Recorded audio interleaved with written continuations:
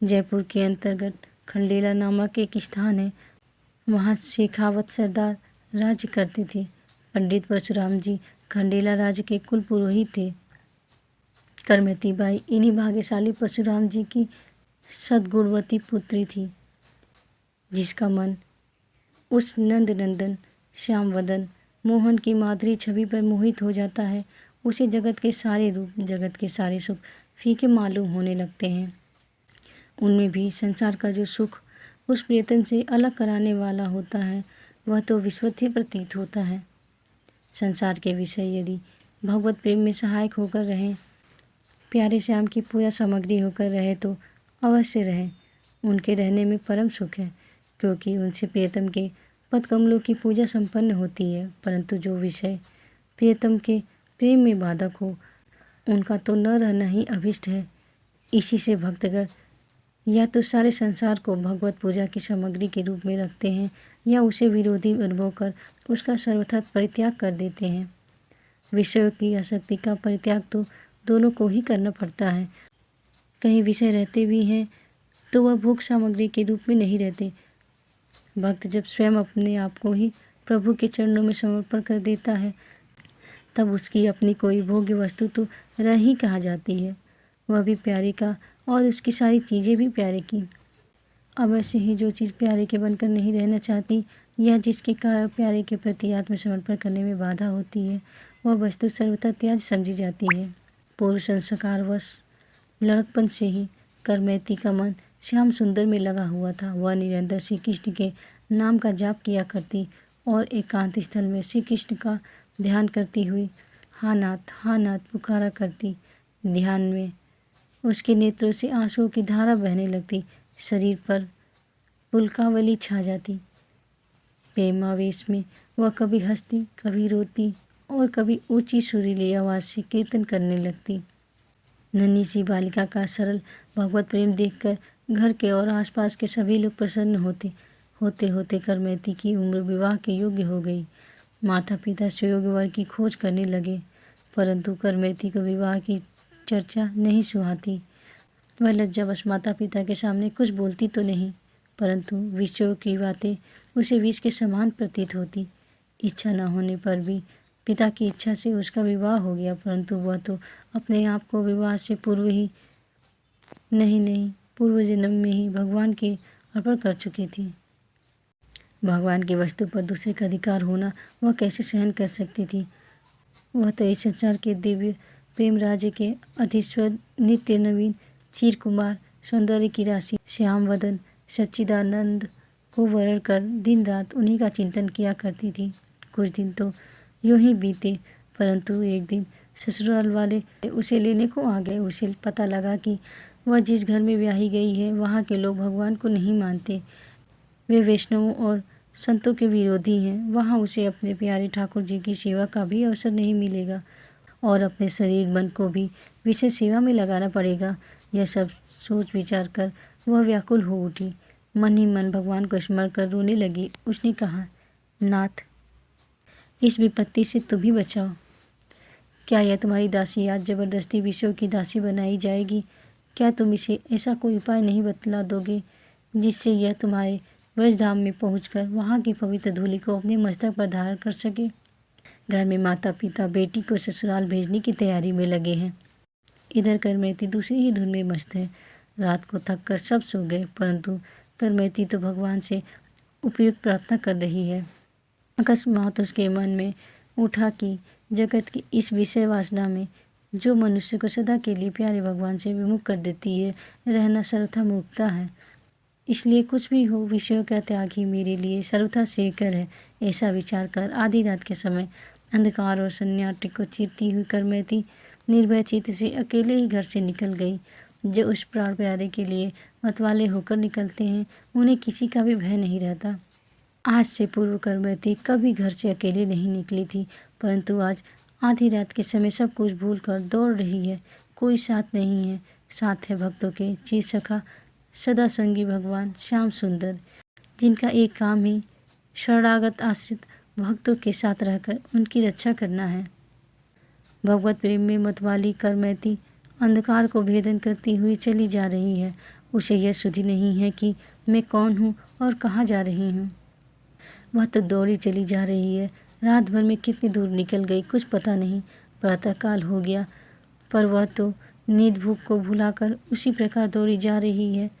उधर सवेरा होते ही करमैती की माता ने जब बेटी को घर में नहीं पाया तो रोती हुई अपने पति परशुराम के पास जाकर यह दुःसंवाद सुनाया। परशुराम को बड़ा दुख हुआ। एक तो पुत्री का स्नेह और दूसरे लोकलाज का भय। यद्यपि वह जानता था कि मेरी बेटी विषय विराग और भगवत अनुराग के कारण ही कहीं चली गई है, तथापि गांव के लोग न मालूम क्या क्या कहेंगे। मेरी सती पुत्री पर व्यर्थ कलंक लगेगा। इन विचारों से वह महान दुखी होकर अपने यजमान राजा के पास गया। राजा ने पुरोहित के दुख में सहानुभूति प्रकट करते हुए 4 ओर सवार दौड़ाए। 2 घुड़सवार उस रास्ते भी गए जिस रास्ते से करमैती जा रही थी। दूर से घोड़ों की टाप सुनाई दी। तब करमैती को होश आया। उसने समझा हो न हो ये सवार मेरे ही पीछे आ रहे हैं, परंतु वह छुपे कहाँ। न कहीं पहाड़ की कंदरा है और न वृक्ष का ही कोई नाम निशान है। रेगिस्तान सा खुला मैदान है। अंत में एक बुद्धि उपजी। पास ही एक मरा हुआ उठ पड़ा था। सियार गिद्धों ने उसके पेट को फाड़कर मांस निकाल लिया था। पेड़ की एक खो की तरह बन गया था। करमैती बेधड़क उस सड़ी दुर्गंध से पूर्ण ऊँट के कंकाल में जा छिपी। सवारों ने उस ओर ताका ही नहीं। तीव्र दुर्गंध के मारे वे तो वहाँ ठहर ही न सके। करमैती के लिए तो विषयों की दुर्गंध इतनी असह्य हो गई थी कि उसने उस दुर्गंध से बचने के लिए इस दुर्गंध को बहुत तुच्छ समझा। या प्रेम में पागल भक्त बालिका के लिए भगवत कृपा से वह दुर्गंध महान सुगंध के रूप में ही परिणत हो गई, जिसकी कृपा से अग्नि शीतल और विष अमृत बन गया था। उसकी कृपा से दुर्गंध का सुगंध बन जाना कौन बड़ी बात थी। 3 दिन तक करमैती ऊँट के पेट में प्यारे श्याम के ध्यान में पड़ी रही। चौथे दिन वहाँ से निकली। थोड़ी दूर आगे जाने पर साथ मिल गया। करमैती ने पहले हरिद्वार पहुंचकर भागीरथी में स्नान किया। फिर चलते चलते वह सावरे की लीला भूमि वृंदावन में जा पहुंची। उस जमाने में वृंदावन केवल सच्चे विरागी वैष्णव साधुओं का ही केंद्र था। वहाँ चारों ओर के मत वाले भगवत प्रेमियों का ही जमघट रहा करता था। उसी से वह परम पवित्र था और इसी से भक्तों की दृष्टि उसकी ओर लगी रहती थी। वृंदावन पहुंचकर करमैती मानो आनंद सागर में डूब गई। वह जंगल में ब्रह्मकुंड पर रहने लगी। प्रेम सिंधु की मर्यादा टूट जाने से उसका जीवन नित्य अपार प्रेम धारा में बहने लगा। इधर परशुराम को जब कहीं पता न लगा तो वह ढूंढते ढूंढते वृंदावन पहुँचे। वृंदावन में भी करमैती का पता कैसे लगता। संत जगत के सामने अपनी भक्ति का स्वांग दिखाने वाली वह कोई नामी गिरामी भक्त तो थी ही नहीं। वह तो अपने प्रियतम के प्रेम में डूबी हुई अकेली जंगल में पड़ी रहती थी। एक दिन परशुराम ने वृक्ष पर चढ़कर देखा तो ब्रह्मकुंड पर एक वैरागिनी दिखाई दी। वह तुरंत उतरकर वहां दौड़ गया। जाकर देखता है कि करमैती साधु वेश में ध्यान मग्न बैठी है। उसके मुंह पर भजन का निर्मल शीतल तेज छिटक रहा है। आंखों से प्रेम के आंसुओं की अनवरत धारा बह रही है। परशुराम पुत्री की यह दशा देखकर हर शोक में डूब गया। पुत्री की बाहरी अवस्था पर तो शोक था, पर उसके भगवत प्रेम पर उसे बड़ा हर्ष था। वह अपने को ऐसे भक्तिमती देवी का पिता समझकर धन्य मान रहा था। परशुराम को वहाँ बैठे कई घंटे हो गए। वह उसकी प्रेम दशा देख देख कर बेसुध सा हो गया, पर करमैती नहीं जागी। आखिर परशुराम ने उसे हिलाकर होश कराया और बहुत अनुनय विनय के साथ घर चलकर भजन करने के लिए कहा। करमैती ने कहा, पिताजी, यहाँ आकर कौन वापस गया है?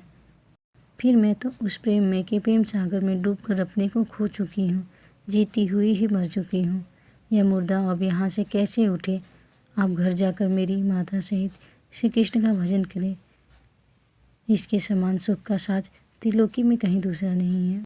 भगवान के गुण गाते गाते प्रेमावेश में करमैती मूर्छित हो गई। ब्राह्मण परशुराम ने संसारी जीवन को धिक्कार देते हुए उसे जगाया और श्री कृष्ण भजन की प्रतिज्ञा करके प्रेम में रोता हुआ वहाँ से घर लौटा।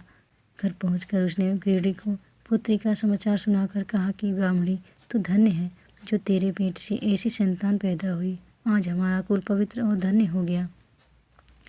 राजा ने जब यह समाचार सुना तो वह भी करमैती के दर्शन के लिए वृंदावन को चल दिया। राजा ने वृंदावन पहुंचकर करमैती की बड़ी ही प्रेम विपूर्ण अवस्था देखी। राजा का मस्तक भक्ति भाव से उसके चरणों में आप ही झुक गया। राजा ने कुटिया बना देने के लिए बड़ी प्रार्थना की, परंतु करमैती इनकार करती रही।